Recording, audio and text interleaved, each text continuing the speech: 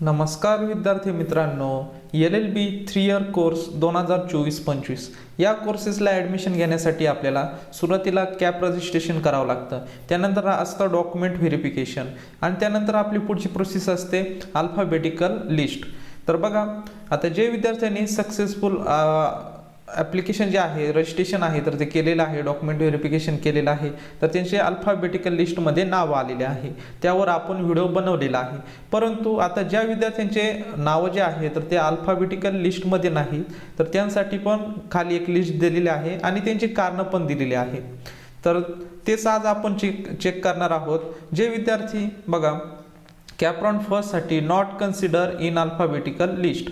Alphabetical लिस्टमध्ये का त्यामध्ये का बरं कन्सिडर नाही केले, त्यासाठी त्यांनी जी नोटीस आहे तर ती दिलेली आहे. बघा, यामध्ये विद्यार्थी मित्रांनो, provisional alphabetical list of candidate who from are incomplete and not lock. म्हणजे ज्या विद्यार्थ्यांनी इनकम्प्लीट ॲप्लिकेशन किंवा रजिस्ट्रेशन ठेवलेलं होतं, तसेच काहींनी डॉक्युमेंट अपलोड केले परंतु फायनल सबमिट नव्हतं केलं, काहींनी डॉक्युमेंट अपलोड नव्हते केले, त्याची कारणं त्यांनी पुढे दिलेली आहे.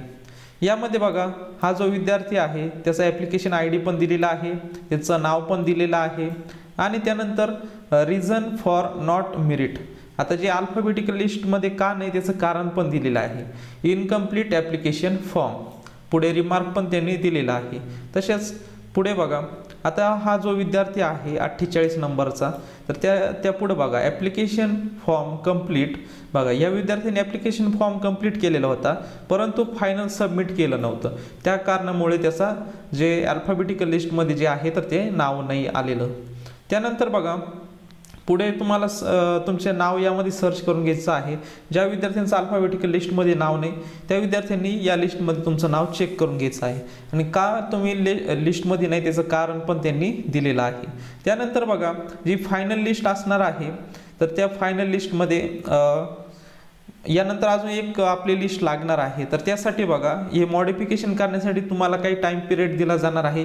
त्या वेळेमध्ये तुम्हाला तुमचं जे कोणत्या कारणामुळे, म्हणजे इनकम्प्लीट ॲप्लिकेशन असेल तर त्यांनी कंप्लीट करून तुम्ही फर्स्ट राऊंड जो आहे तर तो तुम्ही फर्स्ट राऊंडला क्वालिफाय होऊ शकता. तर बघा विद्यार्थी मित्रांनो, आजच्या या व्हिडिओच्या माध्यमातून जे विद्यार्थी अल्फाबेटिकल लिस्टमध्ये नाव नव्हते तर त्याविषयी आपण माहिती बघितलेली आहे. तसेच विद्यार्थी मित्रांनो, CET सेल तसेच कॅप राऊंड रिलेटेड अजून काय माहिती तुम्हाला लागत असेल तर आपल्या चॅनलला सबस्क्राईब करून ठेवा, म्हणजेच तुम्हाला वेळोवेळी तुम्हाला नवीन अपडेट तुम्हाला भेटत जातील. भेटूयात नवीन अशा एका व्हिडिओमध्ये. तोपर्यंत धन्यवाद.